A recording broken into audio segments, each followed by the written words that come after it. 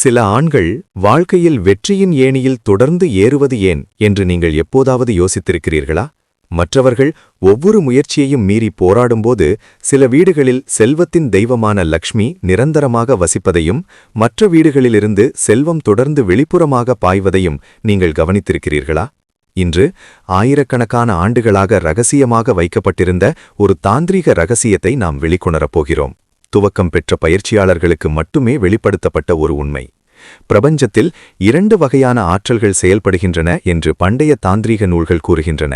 சிவன் மற்றும் சக்தி, மனிதன் மற்றும் இயற்கை, சூரியன் மற்றும் சந்திரன். ஆனால் இதில் ஒரு ஆழமான ரகசியம் உள்ளது.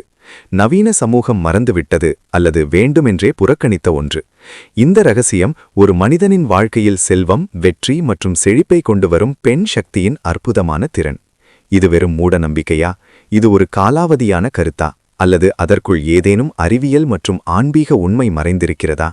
இன்றைய வீடியோவில் ஒரு மனிதனின் வாழ்க்கையில் பெண் சக்தி எவ்வாறு செல்வத்தின் கதவுகளை திறக்க முடியும் என்பதை ஆராய்வோம். பண்டைய முனிவர்கள் இந்த ரகசியத்தை எவ்வாறு புரிந்து கொண்டார்கள்? மிக முக்கியமாக, இந்த அறிவை உங்கள் வாழ்க்கையில் நீங்கள் எவ்வாறு நடைமுறையில் பயன்படுத்தலாம்? தாந்திரீக மரபில் பெண்கள் ஏன் சக்தியாக கருதப்படுகிறார்கள்? பெண்கள் மதிக்கப்படாத வீட்டில் லக்ஷ்மி தங்குவதில்லை என்று ஏன் கூறப்படுகிறது? நவீன அறிவியல் எவ்வாறு இந்த பண்டைய ஞானத்தை படிப்படியாக ஏற்றுக்கொள்கிறது என்பதை நாம் புரிந்து கொள்வோம்.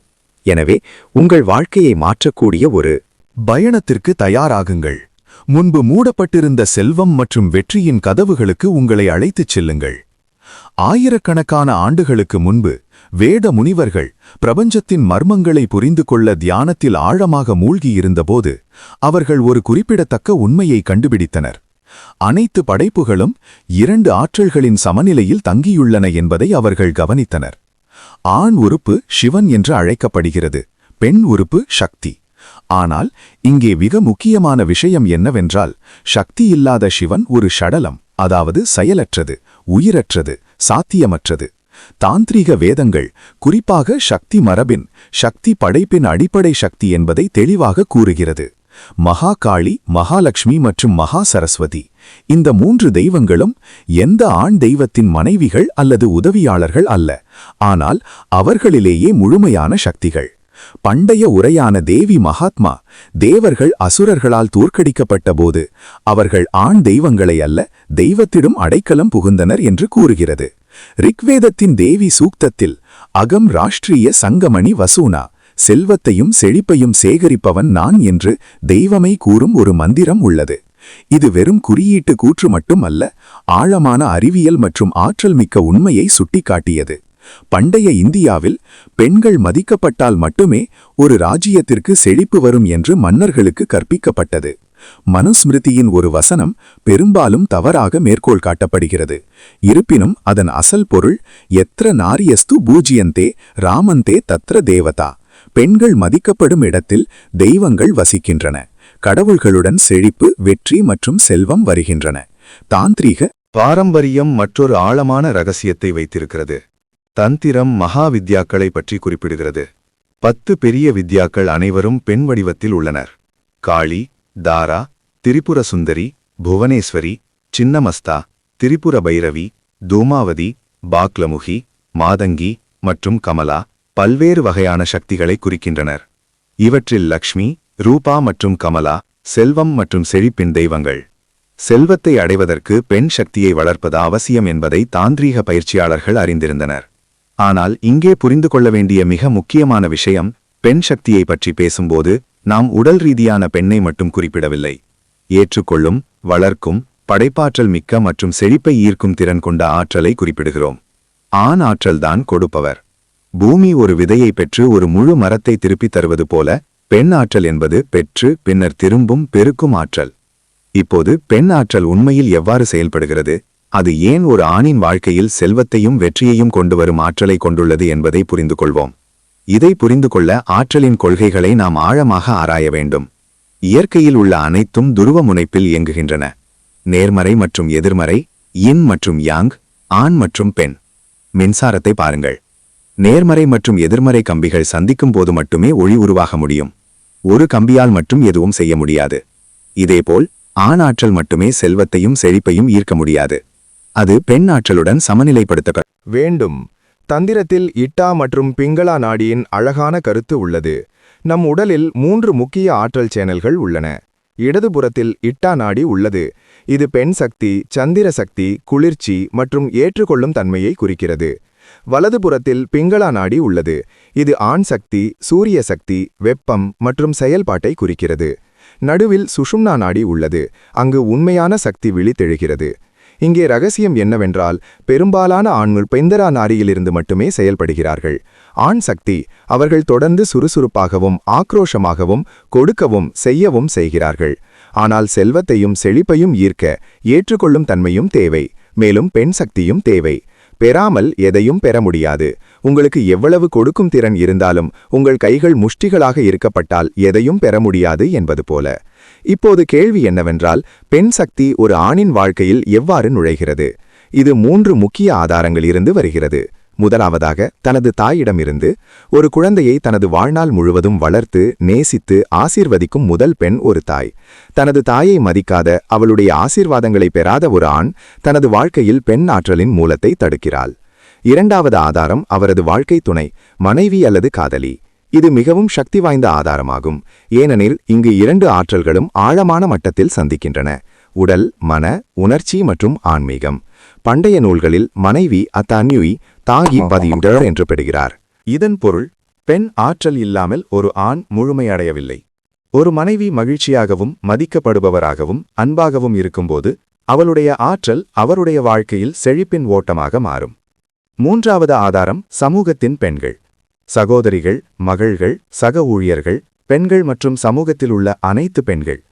அனைத்து பெண்களையும் மதித்து அவர்களை மரியாதையுடன் நடத்தும் ஒரு ஆண் உண்மையில் பிரபஞ்சத்தின் பெண் ஆற்றலை மதிக்கிறான். மேலும் பிரபஞ்சத்தில் உள்ள எந்த ஆற்றலையும் நீங்கள் மதிக்கும்போது அந்த ஆற்றல் உங்களுக்கு உதவுகிறது. மற்றொரு ஆழமான விஷயத்தை புரிந்து கொள்ளுங்கள். பெண் ஆற்றல் லக்ஷ்மியுடன் தொடர்புடையது. லக்ஷ்மி ஒரு தெய்வம் என்பதால் மட்டுமல்ல, பெண் ஆற்றலின் இயல்பு லக்ஷ்மியை போன்றது என்பதாலும் லக்ஷ்மி நிலையற்றவள். மரியாதை, அன்பு, தூய்மை மற்றும் நேர்மறை உள்ள இடத்தில் அவள் வசிக்கிறாள். அவமரியாதை, வன்முறை, அவமரியாதை மற்றும் எதிர்மறை உள்ள இடத்தில் அவள் வெளியேறுகிறாள்.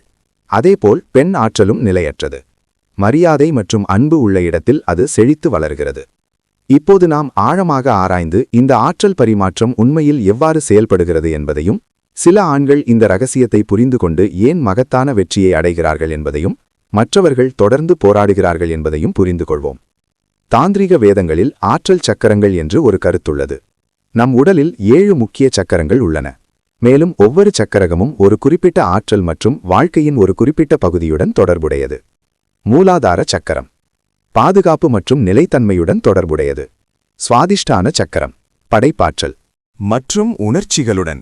மணிப்புரா சக்கரம் சக்தி மற்றும் மன உறுதியுடன். மற்றும் அநாகத சக்கரம் அன்பு மற்றும் உறவுகளுடன் தொடர்புடையது. ஆனால் இங்கே ஒரு முக்கியமான விஷயம். இந்த சக்கரங்கள் அனைத்தையும் சமநிலைப்படுத்துவதிலும் செயல்படுத்துவதிலும் பெண் ஆற்றல் முக்கிய பங்கு வகிக்கிறது. ஒரு ஆண் தன் வாழ்க்கையில் பெண் சக்தியை அவமதிக்கும்போது, அது அவனது தாயாக இருந்தாலும் சரி, மனைவியாக இருந்தாலும் சரி, அல்லது வேறு எந்த பெண்ணாக இருந்தாலும் சரி, அவன் உண்மையில் தனக்குள் இருக்கும் பெண் சக்தியையே பாதிக்கிறான். இது அவனது இட்டா நாடியை பலவீனப்படுத்துகிறது. அவனது சக்கரங்கள் சமநிலையற்றதாகின்றன. இதன் விளைவாக அவனது வாழ்க்கை சமநிலையற்றதாகிறது. பணம் வருகிறது, ஆனால் நிலைக்காது. வெற்றி வருகிறது, ஆனால் அமைதி வருவதில்லை. செல்வம் குவிகிறது, ஆனால் மகிழ்ச்சி அடையப்படுவதில்லை. நவீன உளவியல் கூட ஏற்றுக்கொண்ட ஒரு சுவாரஸ்யமான உண்மை உள்ளது. தங்கள் மனைவிகள் அல்லது கூட்டாளிகளுடன் நேர்மறையான மற்றும் மரியாதைக்குரிய உறவுகளை கொண்ட ஆண்கள் தங்கள் தொழில்கள் மற்றும் தொழில்களில் அதிக வெற்றி பெறுகிறார்கள். இது தற்செயல் நிகழ்வு அல்ல. வீட்டில் பெண் ஆற்றல் சமநிலையாகவும் மகிழ்ச்சியாகவும் இருக்கும்போது அது ஒரு பாதுகாப்பு கேடையாக செயல்படுகிறது. இது ஒரு ஆணுக்கு உணர்ச்சி நிலைத்தன்மையை அளிக்கிறது, அவரது முடிவெடுக்கும் திறனை மேம்படுத்துகிறது மற்றும் ஆபத்துக்களை எடுக்க அவருக்கு தைரியத்தை அளிக்கிறது. இப்போது இங்கே ஒரு முரண்பாட்டை புரிந்து கொள்வது முக்கியம். அப்படியானால் திருமணமாகாத அல்லது வாழ்க்கையில் பெண் இல்லாத ஆண்கள் எப்படி வெற்றி பெற முடியும்? இந்த கேள்வி எழுகிறது. ஏனென்றால் நாம் பெண் சக்தியை உடல் ரீதியாக மட்டுமே பார்க்கிறோம். பெண் ஆற்றல் ஒரு உறுப்பு. ஆணாக இருந்தாலும் சரி, பெண்ணாக இருந்தாலும் சரி, ஒவ்வொரு மனிதரிடமும் ஒரு குணம் இருக்கிறது. யோகா மற்றும் தந்திரம் ஒவ்வொரு மனிதனிடமும் ஆண்மை மற்றும் பெண்மை ஆகிய 2 கூறுகளும் இருப்பதாக கூறுகின்றன. அர்த்தநாரீஸ்வரரின் கருத்து இதை பிரதிபலிக்கிறது. ஒரு முழுமையான நபர் பாதி சிவன் பாதி பார்வதி 2 ஆற்றல்களையும் தங்களுக்குள் சமநிலைப்படுத்துபவர். தனது உள்பெண்மையை, அவரது மென்மை, அவரது உணர்திறன், அவரது உள்ளார்ந்த ஏற்புத்திறன் தழுவும் ஒரு ஆணும் இந்த சக்தியிலிருந்து பயனடைய முடியும். ஆனால் வெளிப்புற பெண்மையின் செல்வாக்கு மிகவும் சக்தி வாய்ந்தது என்பதும் உண்மை. ஏனென்றால் 2 எதிர் சக்திகள் சந்திக்கும்போது ஒரு காந்தப்புலம் உருவாக்கப்படுகிறது. இது ஒரு காந்தத்தின் வடக்கு மற்றும் தெற்கு துருவங்கள் ஒன்றை ஒன்று ஈர்க்கும் ஒரு சக்தி வாய்ந்த காந்தப்புலத்தை உருவாக்குவது போன்றது. ஆண்மை மற்றும் பெண்மை ஆற்றல்கள் சரியாக இணைந்தால் அவை செல்வம், வெற்றி மற்றும் செழிப்பை ஈர்க்கும் ஒரு ஆற்றல் புலத்தை உருவாக்குகின்றன. பண்டைய காலங்களில் மன்னர்கள் தங்கள் ராணிகளுடன் யாகங்களை செய்து முக்கியமான முடிவுகளை எடுத்தனர். இது ஒரு பாரம்பரியம் மட்டுமல்ல, பெண்மையின் ஆற்றலின் இருப்பு முடிவுகளை சமநிலைப்படுத்தி அவற்றை நிறைவேற்றுகிறது என்ற ஆழமான புரிதல். இன்றும் கூட தங்கள் மனைவிகள் அல்லது பெண் சக ஊழியர்களிடமிருந்து ஆலோசனை கேட்கும் வெற்றிகரமான தொழில்திபர்கள் ஆணின் தர்க்க ரீதியான மற்றும் பெண்ணின் உள்ளுணர்வு ஆகிய 2 கண்ணோட்டங்களையும் பெறுவதால் சிறந்த முடிவுகளை எடுப்பதை நீங்கள் காணலாம். மற்றொரு ஆழமான ரகசியம் சாபங்கள் மற்றும் ஆசீர்வாதங்கள். தந்திரத்தில் ஒரு பெண்ணின் சாபம் மிகவும் சக்தி வாய்ந்தது என்று நம்பப்படுகிறது. அவளுடைய ஆசீர்வாதமும் அப்படித்தான்.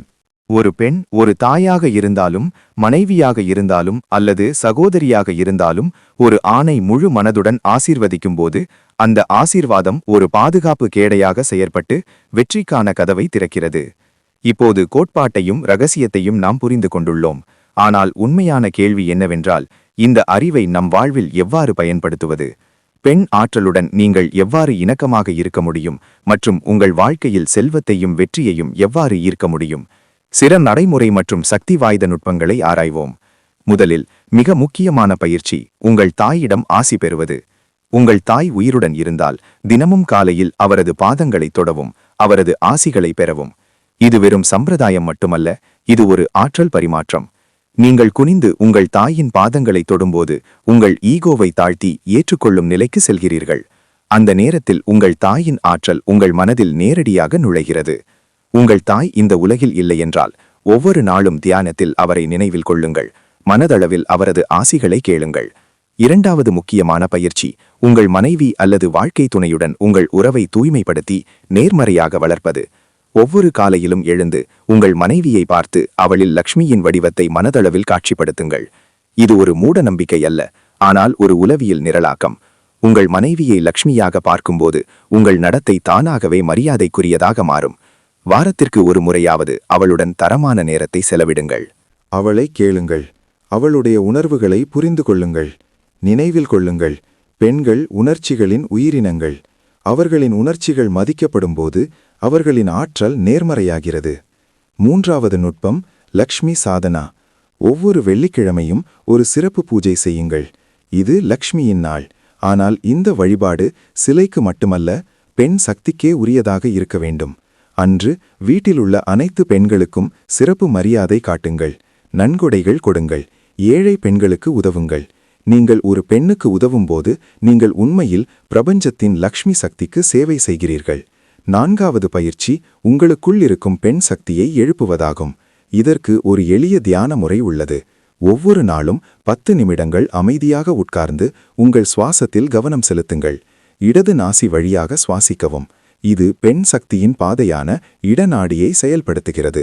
ஒவ்வொரு மூச்சிலும் ஒரு வெள்ளி மென்மையான ஆற்றல் உங்கள் உடலில் நுழைந்து உங்கள் அனைத்து சக்கரங்களையும் சமநிலைப்படுத்துகிறது என்று கற்பனை செய்து பாருங்கள். இந்த பயிற்சி உங்கள் ஏற்றுக்கொள்ளும் தன்மையை அதிகரிக்கிறது.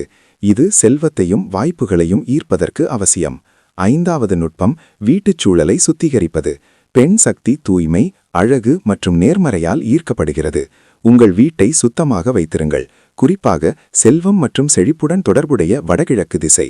வீட்டில் பூக்கள், வாசனை திரவியங்கள் மற்றும் மெல்லிசை இசையை வைத்திருங்கள். வளிமண்டலம் நேர்மறையாக இருக்கும்போது லக்ஷ்மி ஆற்றல் அங்கு நிலையாக இருக்கும். மற்றொரு முக்கியமான விஷயம், ஒரு பெண்ணை ஒருபோதும் அவமதிக்காதீர்கள். அவளை பற்றி தவறாக பேசாதே. அவள் மீது கோபப்படாதே. தற்செயலாக அப்படி செய்தால் உடனடியாக மன்னிப்பு கேள். நினைவில் கொள்ளுங்கள், ஒரு பெண்ணின் சாபம் மிகவும் சக்தி வாய்ந்தது. ஒரு பெண்ணின் அவமானத்தால் பெரிய ராஜ்யங்கள் அழிக்கப்பட்டதற்கு வரலாற்றில் எண்ணற்ற உதாரணங்கள் உள்ளன. திராவுபதியின் அவமதிப்பால் கௌரவர்களின் அழிவு, சீதையின் நெருப்பு சோதனையால் ராமர் பிரிந்தது. இவை அனைத்தும் இந்த உண்மையை சுட்டிக்காட்டுகின்றன. இறுதியாக நான் ஒரு ரகசிய மந்திர பயிற்சியை பகிர்ந்து கொள்கிறேன். இந்த மந்திரத்தை தினமும் காலையில் 108 முறை உச்சரிக்கவும். ஓம் ஸ்ரீம் ஹ்ரீம் கம் மகாலக்ஷ்மியே நமக. இது மகாலட்சுமியின் விதை மந்திரம். ஆனால் நினைவில் கொள்ளுங்கள், உங்கள் நடத்தை மந்திரத்துடன் இணக்கமாக இருக்கும்போது மட்டுமே ஒரு மந்திரம் செயல்படும். நீங்கள் ஒரு மந்திரத்தை உச்சரித்தாலும் பெண்களை அவமதித்தால் அது எந்த விளைவையும் ஏற்படுத்தாது. எனவே ஆயிரக்கணக்கான ஆண்டுகளாக ரகசியமாக வைக்கப்பட்டு வரும் ஒரு ஆழமான தாந்திரீக ரகசியத்தை இன்று நாம் கண்டுபிடித்தோம். பெண் ஆற்றல் என்பது வெறும் கருத்து மட்டுமல்ல, செல்வம், செழிப்பு மற்றும் வெற்றியை ஈர்க்கும் அற்புதமான திறன் கொண்ட ஒரு உயிருள்ள சக்தி என்பதை நாம் புரிந்து கொண்டோம். பண்டைய முனிவர்கள் இந்த உண்மையை எவ்வாறு அங்கீகரித்தார்கள்? இந்த அறிவு இன்று எவ்வாறு பொருத்தமானதாகவும் சக்தி வாய்ந்ததாகவும் உள்ளது என்பதை நாம் கற்றுக்கொண்டோம். நினைவில் கொள்ளுங்கள், இந்த அறிவு ஒரு பாலினத்தை மற்றொன்றை விட உயர்ந்ததாகவோ அல்லது தாழ்ந்ததாகவோ சித்தரிப்பதற்காக அல்ல. இது பிரபஞ்சத்தின் சமநிலையை புரிந்து கொள்வதற்காக ஒரு பாதை. ஆண்பால் மற்றும் பெண்பால் ஆற்றல்கள் இரண்டும் அவசியம். இரண்டும் சக்தி வாய்ந்தவை மற்றும் ஒன்றையொன்று பூர்த்தி செய்கின்றன. சூரியன் இல்லாமல் சந்திரன் முழுமை அடையாதது போல, சந்திரன் இல்லாமல் சூரியனின் கடுமை தாங்க முடியாதது போல, ஆண்பால் மற்றும் பெண்பால் ஆற்றல்களும் ஒன்றை ஒன்று பூர்த்தி செய்கின்றன. இந்த உண்மையை புரிந்து கொண்டு தனது வாழ்க்கையில் பெண்பால் சக்தியை மதிக்கும் ஒரு மனிதன் செல்வத்தையும் வெற்றியையும் அடைவது மட்டுமல்லாமல் உண்மையான அமைதியையும் சமநிலையையும் அடைகிறான். லக்ஷ்மி தனது வீட்டில் நிரந்தரமாக வசிக்கிறாள். சரஸ்வதி அவனது தொழிலை ஆசீர்வதிக்கிறாள். துர்க்கை அவனது உயிரை பாதுகாக்கிறாள். இன்றிலிருந்து உங்கள் வாழ்க்கையில் உள்ள ஒவ்வொரு பெண்ணையும் மதிக்க தீர்மானியுங்கள். அது உங்கள் தாய், மனைவி, சகோதரி, மகள் அல்லது சமூகத்தில் உள்ள எந்த பெண்ணாக இருந்தாலும் சரி. நினைவில் கொள்ளுங்கள், நீங்கள் ஒரு பெண்ணை மதிக்கும்போது முழு பிரபஞ்சத்தின் பெண்பால் சக்தியையும் மதிக்கிறீர்கள். பிரபஞ்சத்தின் சக்தி உங்களுடன் இருக்கும்போது எந்த இலக்கும் சாத்தியமற்றது அல்ல. இந்த வீடியோவை முடிப்பதற்கு முன் நான் உங்களிடம் ஒரு கேள்வி கேட்க விரும்புகிறேன். உங்கள் வாழ்க்கையில் பெண்பால் சக்தியை மதிக்க இன்று நீங்கள் உறுதிமொழி எடுப்பீர்களா? இந்த நுட்பங்களை உங்கள் வாழ்க்கையில் பயன்படுத்துவீர்களா? உங்கள் வாழ்க்கை எவ்வாறு மாறுகிறது என்பதை பார்ப்பீர்களா? உங்கள் அனுபவங்களை கருத்துக்களில் எங்களுடன் பகிர்ந்து கொள்ளுங்கள். இந்த வீடியோ உங்களுக்கு பிடித்திருந்தால், புதிதாக ஏதாவது கற்றுக்கொண்டிருந்தால் தயவு செய்து இதை லைக் செய்து பகிரவும். இதனால் மற்றவர்கள் இந்த ஆழமான அறிவிலிருந்து பயனடைய முடியும். சேனலுக்கு குழு சேர மறக்காதீர்கள். ஏனெனில் இதுபோன்ற ஆழமான ஆன்மீக மற்றும் தாந்திரீக ரகசியங்களை நாங்கள் உங்களுக்கு தொடர்ந்து கொண்டு வருவோம். அதுவரை பெண் சக்திக்கு வணக்கம் செலுத்துங்கள். உங்கள் வாழ்க்கை எப்போதும் செழிப்பாலும் வெற்றியாலும் நிறைந்திருக்கட்டும். நன்றி.